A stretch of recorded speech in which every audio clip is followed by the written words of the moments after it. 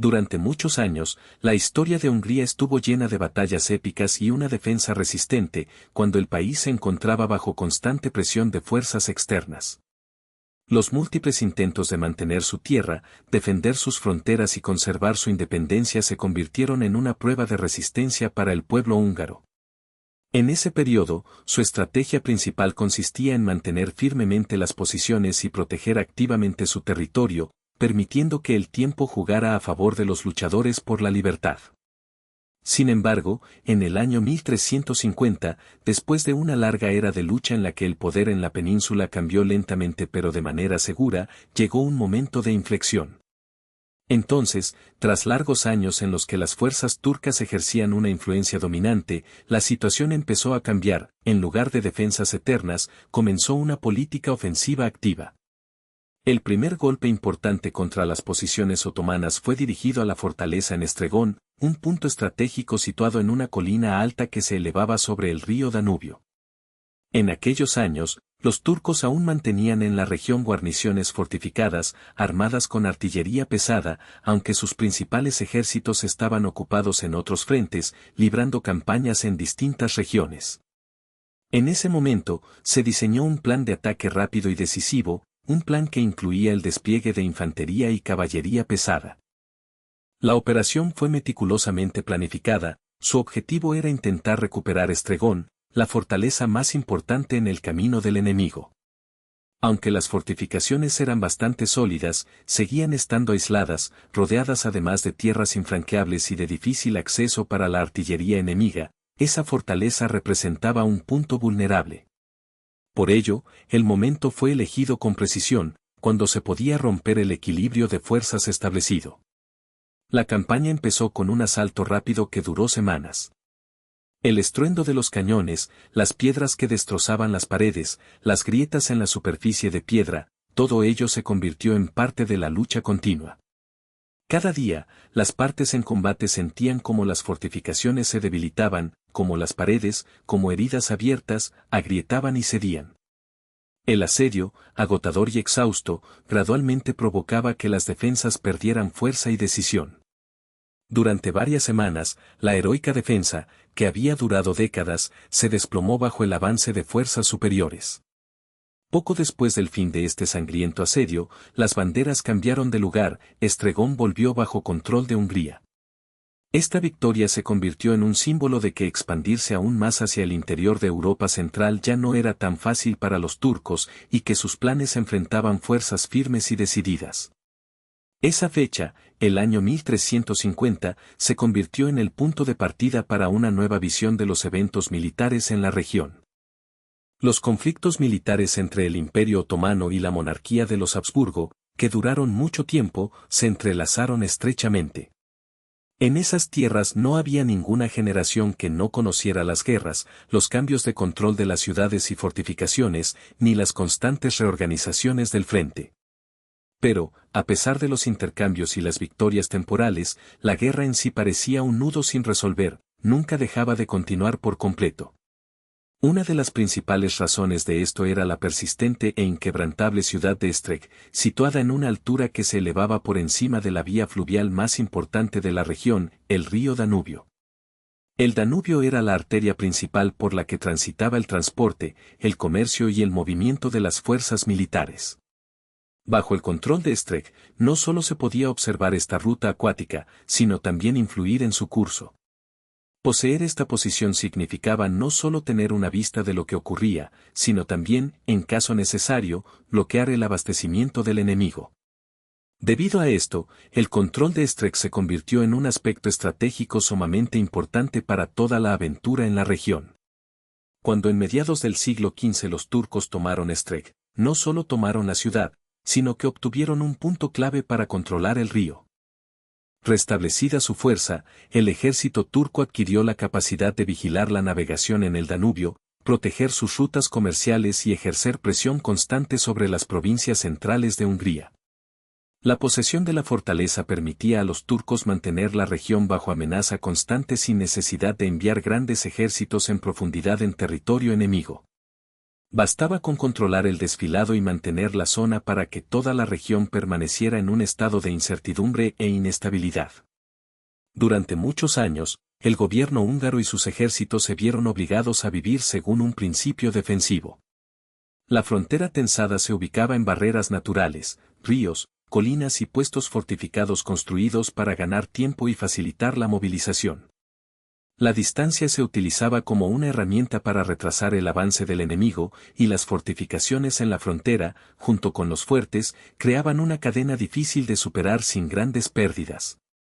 Hasta principios de los años 60 del siglo XVI, esta táctica funcionaba, la frontera seguía siendo, en esencia, una línea claramente delineada. Pero a principios del siglo XV la situación empezó a cambiar. La frontera se convirtió en una zona de enfrentamientos constantes, y el Danubio dejó de ser una protección natural para Hungría. Poco a poco, empezó a jugar un papel opuesto, se convirtió en una herramienta de presión que utilizaban los turcos. Dentro de Estreg, el guarnición turca no dejaba de fortalecer sus posiciones. Los dirigentes de la fortaleza comprendían perfectamente que perder ese punto de apoyo podría socavar todo el sistema de control sobre la región.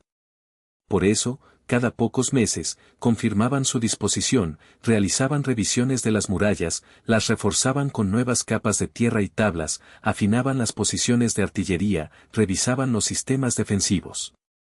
Los almacenes internos con cereales, municiones y agua pasaban por una inspección exhaustiva y se fortalecían.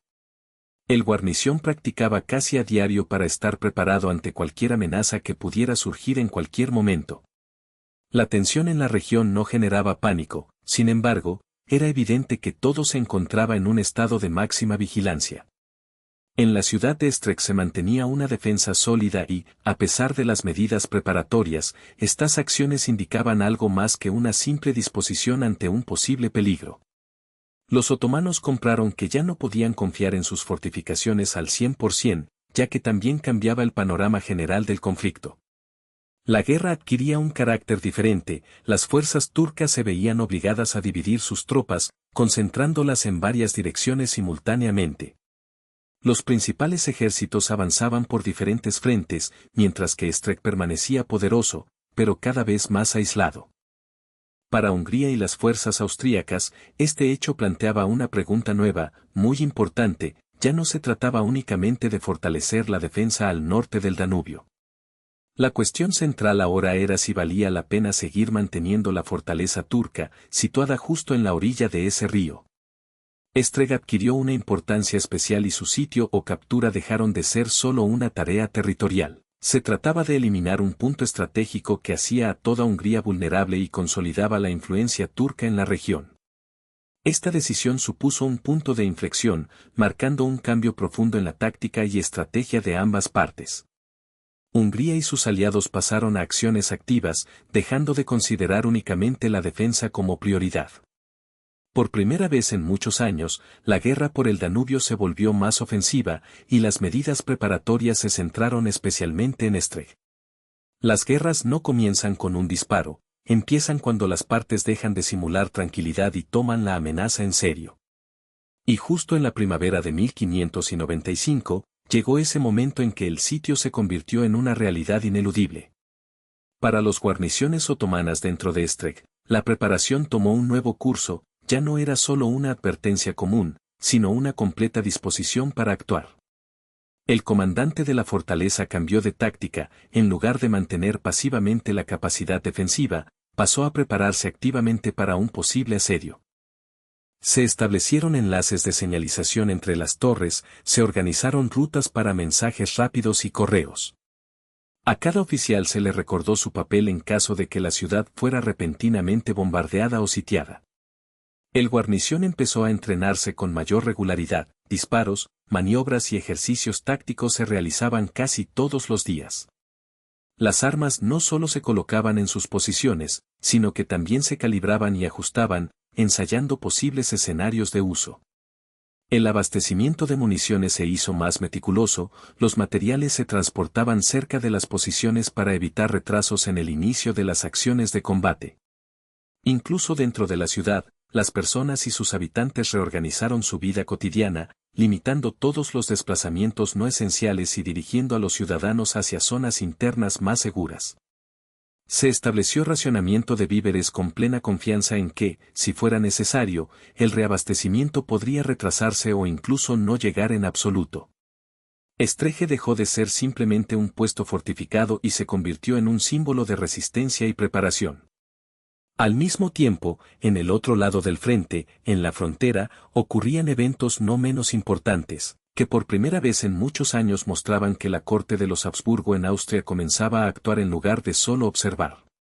Los informes de los exploradores y observadores dejaban de ser ignorados, se discutían, comparaban y verificaban. Como resultado, quedó claro que los otomanos se estaban preparando para sitiar la fortaleza, lo que significaba que la toma de la misma representaba una oportunidad real si los Habsburgo actuaban con decisión. En Viena, cesaron las vacilaciones e incertidumbres, allí se dieron órdenes de manera silenciosa pero firme. No se trataba de una llamada de atención o una demostración de fuerza, todos los indicios apuntaban a una operación de asedio a gran escala. Las tropas comenzaron a llegar desde varios rincones del imperio. La infantería alemana se convirtió en el núcleo de la futura ofensiva, disciplinada, numerosa y preparada para una campaña prolongada. También participaron unidades húngaras, que poseían conocimientos del terreno, caminos y cruces fluviales, lo cual era crucial para el éxito del asedio. Se movilizaron ingenieros y artilleros italianos para el manejo de los cañones de asedio, el fortalecimiento de las fortificaciones y la creación de posiciones tácticas necesarias. Todo ello indicaba la seriedad de las intenciones y la total transición a una estrategia ofensiva, donde cada elemento, desde el armamento hasta la logística, estaba cuidadosamente preparado y coordinado. Este ejército no se reunió de improviso con una explosión dramática repentina. Su formación se llevó a cabo de manera paulatina, paso a paso, como una gota que llena un vaso de determinación. Las columnas se formaban en distintas regiones, en diferentes lugares, y con cada movimiento evitaban atraer la atención prematura del enemigo. Con orden y sin prisas, desfilaban por rutas específicas, ocultando cuidadosamente su plan principal. Tras ellos, avanzaban los convoys con las provisiones necesarias, comida, municiones y todos los objetos imprescindibles para levantar el asedio o defenderse. Estos camiones y carretas, cargados con pólvora y metralla, que avanzaban por caminos ásperos e irregulares, parecían cargar sobre sus hombros el peso de toda la lucha futura. La caballería, que participaba con poca frecuencia, hacía lo posible por reducir cargas y desplazamientos, pues todos comprendían muy bien una verdad importante: el asedio no es una carrera de velocidad. La victoria se alcanza con paciencia y resistencia. Cuando el ejército empezó a avanzar inadvertidamente, pero con paso firme hacia el este, el ánimo entre los soldados empezó a cambiar gradualmente. Ya no era una frontera típica, ni una escaramuza menor que se pudiera terminar rápidamente y dejar atrás. Caminaban hacia una fortaleza ancestral, que durante 4 décadas había permanecido prácticamente inalterable. Los soldados comprendían que no sería una pelea corta, sino una batalla en la que tendrían que mostrar resistencia y dureza hasta el final. Al inicio de las lluvias y del calor veraniego, tan pronto salió el sol brillante, quedó claro como en agua transparente, filtrándose a través de una niebla simple, los signos de movimiento del enemigo comenzaron a ser visibles. Siluetas reconocibles, columnas enormes, cadenas retorcidas de caravanas de artillería y aspilleras por donde transportaban municiones, todo ello hablaba en un solo tono: el enemigo se acercaba. Dentro de la ciudad de Esztergom, los preparativos definitivos alcanzaron su punto culminante. Los líderes revisaban cuidadosamente las defensas, reforzaban las posiciones y afinaban las estrategias. Cada puesto, cada escondite, cada señal para las órdenes, todo estaba asegurado y coordinado. Los soldados, conteniendo la respiración, entendían qué significaban todas esas medidas preventivas. Después de que el ejército de los Habsburgo estableciera su campamento cerca, la ciudad quedaría sitiada, y el entorno se asemejaría a un asedio real. El lecho del Danubio se convertiría en un punto de observación, un objeto vigilado para no perder ni el más mínimo signo de entrada del enemigo. Los caminos serían cerrados y cualquier ruta de retirada quedaría completamente bloqueada. A partir de ese momento, Esztergom tendría que convertirse en una fortaleza autosuficiente, capaz de resistir cualquier prueba. Cuando las primeras unidades de los Habsburgo alcanzaron las colinas que dominaban la ciudad, ambas partes estaban completamente preparadas para lo inevitable.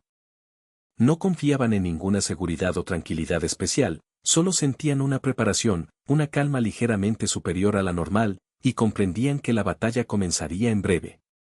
Y, finalmente, cuando el sol salió completamente sobre el Danubio, no quedó duda alguna, ambas partes veían cómo se desarrollaría todo a partir de entonces. Ya no se cuestionaba el inicio del combate en sí, solo quedaba la duda de cómo exactamente empezaría. La sombra gótica de la inminente batalla se extendía sobre ambos campamentos. Los Habsburgo, habiendo pasado la noche en preparación militar, estaban listos. Sus escuadrones de artillería dormían cerca de sus cañones, y la pólvora, meticulosamente guardada y cubierta con lonas, protegía para que nada dañara su humedad. Los oficiales, en silencio y concentrados, revisaban sus posiciones, verificaban las distancias, confirmaban los objetivos y hacían todo lo posible para que cada soldado entendiera claramente su tarea. Al mismo tiempo, dentro de la fortaleza de Esztergom, las posiciones de fuego estaban listas para la batalla. El mando otomano se encontraba en plena preparación. No sonó ninguna campanada de alarma, ni se escucharon señales de aviso. Simplemente, en silencio y con la calma acostumbrada, los soldados ya estaban despertados. Con los primeros destellos del amanecer, la ligera niebla que cubría el río se disipó un poco. A través de una fina capa de madera y agua, se delinearon las siluetas, plataformas de artillería, fortificaciones de tierra, movimiento por las laderas opuestas. Todo esto era una señal de que el combate estaba por comenzar. Y poco después de la salida del sol, desde más allá del campo de visión, se escuchó un disparo sordo, un cañonazo común pero crucial. No era simplemente un disparo para destruir o matar, era una primera andanada deliberada y cuidadosamente planeada, una prueba de distancia, una prueba de reacción, una especie de declaración pronunciada sin palabras. La bala, impulsada por la inercia, cruzó el río y, con un eco resonante, impactó en las fortificaciones de Estriega. Las rocas craquearon, el polvo se levantó en el aire y los sonidos resonaron dentro de los muros de la ciudad. Para quienes se refugiaban en el interior de la fortaleza, aquel sonido marcó el comienzo de una nueva era. Ya no era preparación para la batalla, sino la misma guerra. Inmediatamente, se activaron los puestos de mando. Los oficiales otomanos, con calma y sin prisa, daban órdenes, usaban señales previamente acordadas, evitando gritos o pánicos. Los tiradores y artilleros más hábiles se desplazaban rápidamente hacia sus posiciones definidas. Y pronto, llegó su respuesta, una salva de cañones otomanos, controlada y fría, sin emociones ni pánico. Las explosiones de ambos lados simbolizaban el inicio de una batalla sangrienta y tensa, en la que ninguna de las partes pensaba ceder. Su tarea principal era enfocar el fuego en los puntos visibles de las posiciones de artillería, en los perímetros de los campamentos y en las instalaciones de la resistencia enemiga ubicadas en las pendientes tras el río. No buscaban simplemente igualar o seguir el ritmo del enemigo, sino crear una sensación de presencia constante y vigilancia, de modo que cada cañón de los Habsburgo, cada equipo de la batería, sintiera que estaban siendo observados, que estaban siendo controlados y guiados. Este enfoque táctico implicaba no solo disparar sobre objetivos, sino emplear una estrategia psicológica, la percepción consciente por parte del enemigo de que estaban vigilados, de que cada tirador y cada orden eran observados y perseguidos. Mientras la escaramuza matutina continuaba, la situación se intensificaba y expandía con los acontecimientos. Nuevos salvos de las posiciones enemigas se activaron, aunque no todos a la vez, los disparos se realizaban en turnos, con ajustes constantes después de cada impacto para mejorar la precisión y maximizar el daño. Algunas baterías concentraban su fuego en una parte de la muralla, donde el muro de piedra, más antiguo, mostraba los vestigios de reparaciones previas, hechas en guerras pasadas. Estos eran puntos débiles destinados a ser destruidos. Las demás armas apuntaban a las almenas y torres, obligando a los tiradores otomanos a bajar las cabezas con más frecuencia para evitar ser alcanzados por la lluvia cegadora de piedras y llamas. En el interior del fortín, en Estrigoma, los daños se volvían cada hora más evidentes. Los muros de piedra comenzaron a agrietarse, los fragmentos y pedazos de pared se desprendían y caían, como si el centro mismo de la fortaleza se estuviera desintegrando lentamente en pedazos. Los muros de tierra y las plantaciones de tierra comenzaron primero a ceder, luego a hundirse cada vez más bajo la presión del fuego que parecía constante. Los defensores intentaron salvar la situación de alguna manera, rellenaban los huecos con troncos de madera y tierra, reforzaban las áreas dañadas. Dentro de las murallas vivían también personas, los civiles que permanecieron en la fortaleza fueron trasladados más cerca del centro para preservar sus vidas y minimizar el riesgo de ser alcanzados. Los comerciantes, puestos de mercado y almacenes de alimentos estaban en peligro constante, protegidos y vigilados más estrictamente de lo habitual para que las tropas enemigas no lograran apoderarse de recursos importantes. Los religiosos y las autoridades trataban de mantener el orden con todos los medios, mientras la fibra nerviosa de la defensa se rompía interiormente, poco a poco envuelta en el miedo y la ansiedad, que cada día aumentaban. En las posiciones exteriores, en el campamento de los Habsburgo, se instauró su propio ritmo de trabajo. Los soldados y los equipos de artillería se cambiaban regularmente para evitar el agotamiento y mantener la capacidad combativa. Carros con municiones se desplazaban constantemente, entregando proyectiles frescos a las armas. Los ingenieros, que observaban los daños a través del denso humo, marcaban los lugares de impacto y ajustaban sus planes para apuntar con mayor precisión y aprovechar funcionalmente la artillería. No era un asalto clásico, no era un ataque repentino y poderoso que pudiera romper rápidamente la defensa, sino algo mucho más peligroso. Era una carga estratégica y gradual, una presión que se ejercía sobre la ciudad desde el enemigo, presión hora tras hora, piedra tras piedra, sección tras sección. Al mediodía, ambas partes llegaron a la comprensión de que el escenario del desarrollo de los hechos ya se perfilaba en líneas generales. Los atacantes no buscaban penetrar en la ciudad en un solo día, destruyéndola por completo, ni estaban dispuestos a doblegar de inmediato la resistencia de los defensores. Aplicaban una táctica de agotamiento, debilitando las murallas a medida que se agotaban los recursos y las fuerzas del enemigo. Los defensores, por su parte, no planeaban ganar la batalla de inmediato, su objetivo era aguantar, sobrevivir al primer día, luego al segundo, y tantos días como fuera necesario, sin rendirse ni retroceder. Y así, cuando el evening se acercaba, la lucha fue disminuyendo poco a poco, no porque la batalla hubiera concluido, sino porque apenas comenzaba. La oscuridad, densa y espesa, como un velo, una cortina de humo cubrió el río y las murallas. Estaban cubiertas de heridas, pedazos de la mampostería, grietas y daños que evidenciaban la potencia de la artillería asediante. Pero la fortaleza seguía en pie, seguía siendo otomana. Sin embargo, para quienes participaban en ella, quedó claro, desde ese momento, Strain pasó de ser un puesto avanzado preparado para la defensa a una fortaleza sitiada. Y un asedio no es un proceso rápido. Requiere tiempo, paciencia y esfuerzos constantes. Para la tercera semana, la situación en los informes del asedio ya había cambiado notablemente. El estruendo y el ruido dejaron de impactar los ojos y los oídos, la gente ya se había acostumbrado al cañoneo constante, al humo y a las destrucciones. La ansiedad ahora ya no residía en la sorpresa, sino en la rutina que se repetía día tras día. Cada mañana comenzaba con el encendido de las baterías, y cada mañana las murallas de la ciudad perdían un poco más de su fortaleza y de su masa de piedra. Por las tardes, como si estuvieran cansados de la lucha interminable, los defensores no lograban terminar a tiempo las reparaciones. Los cañones del ejército de los Habsburgo estudiaban cada vez mejor las fortificaciones, identificando los puntos más vulnerables y comparando los daños tras cada ataque. Una sección concreta de la muralla en el lado oeste llamó especialmente la atención, porque la antigüedad, las múltiples reparaciones y la peculiaridad de su construcción la hacían susceptible. Allí donde el revocado de ladrillos era más blando o había sido restaurado varias veces, la estructura se había debilitado más que las demás, y esto no pasó desapercibido. Tras esa observación, el enemigo redirigió todos sus esfuerzos justo hacia allí. Los cañones ajustaban el ángulo de disparo y la cadencia de los disparos para infligir golpes más frecuentes y precisos. Los proyectiles se solapaban en un flujo continuo, el estruendo de las detonaciones era cada vez más frecuente, y los daños se multiplicaban, volviéndose evidentes.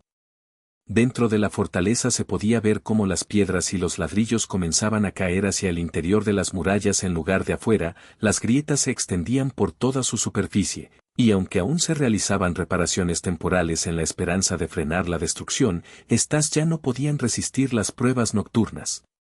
La muralla se desgastaba implacablemente bajo la presión del tiempo y del constante impacto de los golpes, y los comandantes del ejército otomano reaccionaban rápidamente, aumentaban el número de defensores en las secciones vulnerables, para sostener los puntos críticos. De este modo, de manera sistemática e implacable, la destrucción y la presión sobre la fortaleza seguían en marcha, demostrando que en la guerra no existen victorias instantáneas. La muralla, símbolo de una defensa inquebrantable, se convertía cada vez más en un objeto destruido, que solo lograba mantenerse en pie gracias a la valentía ejemplar de quienes permanecían en ella. El tranquilo momento de la tarde fue repentinamente interrumpido por un instante irreconocible, la muralla rendida, que en su día parecía inexpugnable, comenzó a ceder ante la embestida del enemigo. Pero esto no ocurrió por una causa repentina y espectacular, ni con un estrépito de explosión, sino de forma paulatina y silenciosa. Una sección de la línea fortificada parecía haber podrido desde dentro, y sus losas de piedra lentamente se desplazaban hacia el interior de la ciudad, cediendo ante la fuerza del adversario. El estruendo de un colapso pétreo resonaba en el aire, y el polvo y cenizas levantados en ese momento cubrían el ambiente, mezclándose con el humo de las posiciones austriacas. Los testigos observaban la escena con inquietud y alerta, sin asombro, sino con temor y cautela, entendiendo que se acercaba un momento crucial en la batalla por la ciudad. De inmediato, los jefes recibieron la orden, la situación requería acciones inmediatas. Se lanzaron las órdenes, las unidades de infantería se trasladaban rápidamente hacia la sección peligrosa de la muralla, para impedir que el enemigo tomara por completo la ciudad. Se prepararon y subieron escaleras de batalla para superar rápidamente las zonas de defensa destruida. Los oficiales mantenían la calma y, elevando la voz, dirigían la defensa con coordinación, repitiendo instrucciones y órdenes para movilizar a todas las fuerzas disponibles y preparar a los combatientes para el ataque. Era un momento esperado, el enemigo daba un paso hacia ellos, y los defensores tenían la única oportunidad de contraatacar y retrasar al enemigo al menos por un corto tiempo. Sin embargo, la ofensiva no fue repentina, no comenzó con una explosión violenta ni con un grito ensordecedor, sino con un movimiento progresivo de las tropas. Cubiertos por el fuego de artillería y los disparos de armas, los enemigos, soldados de los Habsburgo, se desplazaban lentamente, pero con confianza, hacia la sección dañada de la muralla. Una delgada cortina de humo y los escombros de piedra que los rodeaban los ocultaban de la vista. Por todas partes se escuchaban disparos, en un intento de los defensores del ejército otomano por ralentizar el avance del enemigo, atacándolo desde cobertizos improvisados distribuidos a lo largo de las líneas de defensa. La batalla se volvía más cercana, más feroz y más confusa, la gente trepaba por los restos de piedras rotas, se escondía detrás de las murallas que caían y daba órdenes que se mezclaban en el caos del estruendo, los crujidos y los gritos. El ruido constante de la lucha era la única señal que unía todo lo que ocurría dentro y fuera de la fortaleza. Desde la posición dentro de la fortaleza, los oficiales turcos rápidamente evaluaron la situación, la abertura no era muy ancha, pero sí muy débil, cualquier persona podría haberla socavado, si no fuera porque las fuerzas restantes estaban en alerta. Pero también entendían que el enemigo había detectado ese punto vulnerable y que muchas más fuerzas se dirigirían allí. Mantener esa posición significaba asumir grandes sacrificios, quizás al precio de que la ciudad y sus habitantes ya no pudieran soportarlo. La noche se acercaba lentamente, y el comandante comprendió que la resistencia pronto sería insostenible. Tomó una decisión dolorosa pero necesaria, comenzar negociaciones para acordar la capitulación. Durante las horas de oscuridad, el intercambio de fuego se redujo significativamente y fue reemplazado por señales que indicaban la voluntad de cesar las hostilidades. Y cuando al día siguiente se izaron las banderas, la calma y la tranquilidad no representaban una victoria o un triunfo, sino más bien el agotamiento de las fuerzas y la resistencia, que ya no podían continuar. El desgaste, la tensión constante, el miedo que no se detenía ni por un instante, todo ello llevó a que la defensa colapsara no con un estruendo, sino en silencio, como una aceptación de los hechos. Cuando al final de la batalla las tropas de los Habsburgo entraron en la ciudad, lo hicieron con cuidado y sin desorden, no tenían prisa, ni buscaban apoderarse de cada casa ni de cada calle en ese momento. En la ciudad reinaba una cierta indiferencia hacia la celebración, no hubo desfiles triunfales ni gritos de alegría o júbilo. Los oficiales mantenían en orden a sus unidades, comprendiendo que la captura de la ciudad por la fuerza no era el final, sino el inicio de una etapa más peligrosa. Dentro de las murallas era evidente la magnitud de la destrucción, partes de las fortificaciones estaban dañadas, las casas cercanas a las líneas exteriores de defensa se convertían en montones de escombros y ruinas de piedra. En algunos lugares todavía se podían notar nubes de humo provenientes de los focos de incendio que se habían desatado durante la batalla. Poco a poco, civiles comenzaron a salir de sus refugios y trincheras, parecían fatigados y desorientados, pero no alegres. No celebraban la victoria, ni bailaban ni gritaban de júbilo y esperanza. Miraban a su alrededor, intentando comprender qué había cambiado y que permanecía igual en sus vidas, en su ciudad. Para la guarnición del ejército otomano, el fin de la defensa significaba no solo una victoria física del enemigo, sino también una desunión interna, sentimientos contradictorios, alivio y tristeza a la vez. Aunque se les permitió abandonar la ciudad bajo las condiciones de la capitulación, las armas fueron entregadas y las manos quedaron caídas. Comprendían que la destrucción no solo eran muros dañados, sino también destinos rotos, fe en la invencibilidad destruida. Así terminó una de las páginas más difíciles de la defensa otomana en esta ciudad importante, dejando la memoria de la lucha y del precio que puede pagar la resistencia, que a veces resulta demasiado alto para quienes combatieron hasta el último momento. A los soldados heridos se les brindó ayuda en la medida en que las circunstancias lo permitieron, haciendo todo lo posible para aliviar su sufrimiento. Pero ninguno de ellos sentía vergüenza o humillación. No se sorprendían ante lo ocurrido, pues sus expectativas y planes eran claros, y el miedo y el pánico los habían superado en las primeras horas de resistencia. La fortaleza de estos hombres era su resistencia, resistieron tanto como su fuerza pudo, sin rendirse ni bajar los brazos. Para las fuerzas que luchaban, la victoria en esta batalla fue más moderada que triunfante. No fue lograda por un ataque sorpresivo no combativo, sino detenida por esfuerzos sangrientos, paciencia y perseverancia. Las voces de los ingenieros rápidamente llenaron el aire cuando comenzaron apresuradamente a inspeccionar las murallas y fortificaciones destruidas.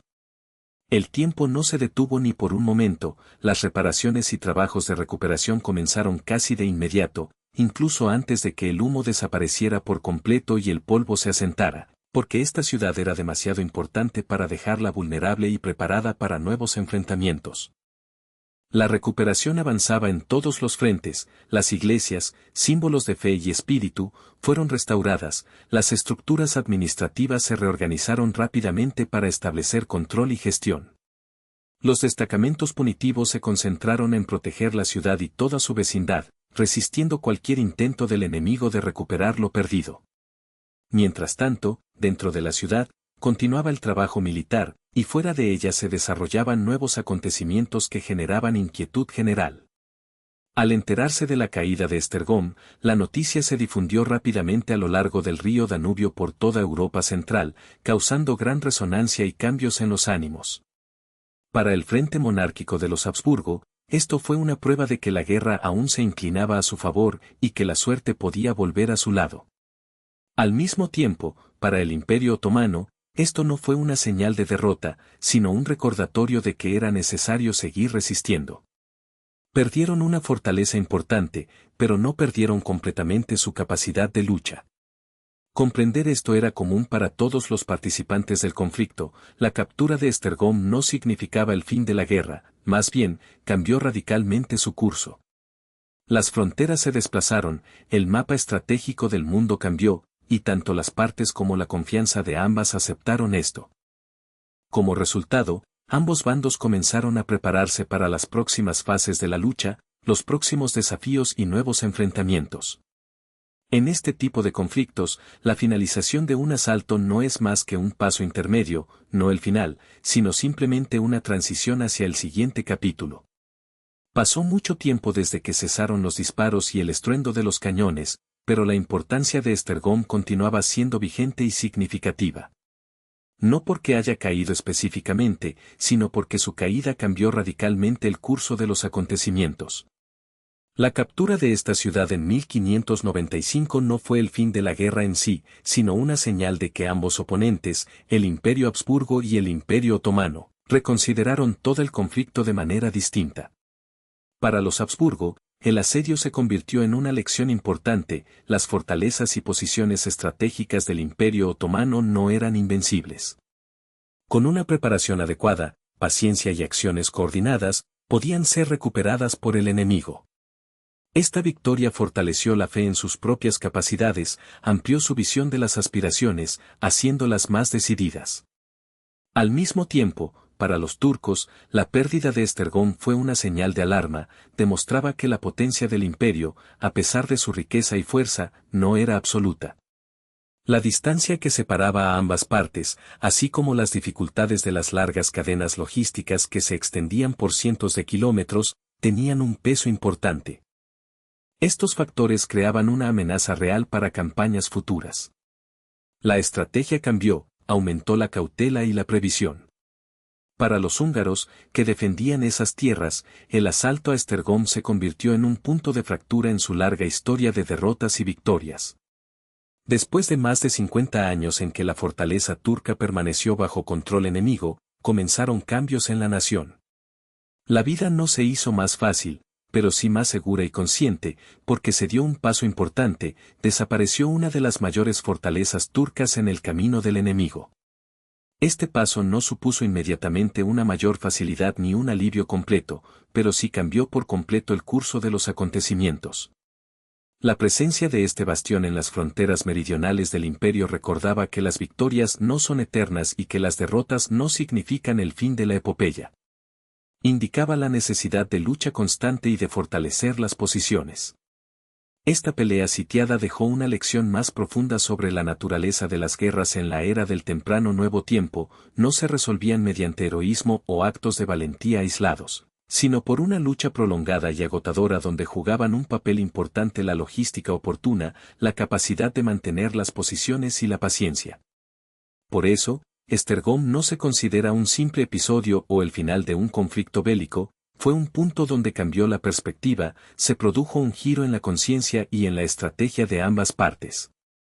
En guerras tan prolongadas, la fe en el éxito suele ser más importante que la victoria en el campo de batalla, ya que es ella la que determina el curso y el resultado de la lucha.